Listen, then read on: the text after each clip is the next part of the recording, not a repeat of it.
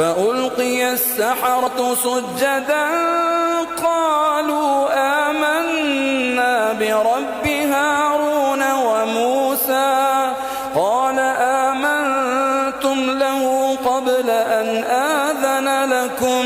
إنه لكبيركم الذي علمكم السحر فلأقطعن أيديكم وأرجلكم من خلاف ولأصلبنكم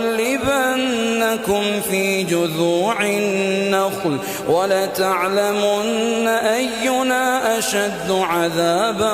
وأبقى قالوا لن نؤثرك على ما جاءنا من البينات والذي فطرنا فاقض ما أنت قاض إنما تقضي هذه الحياة الدنيا إنا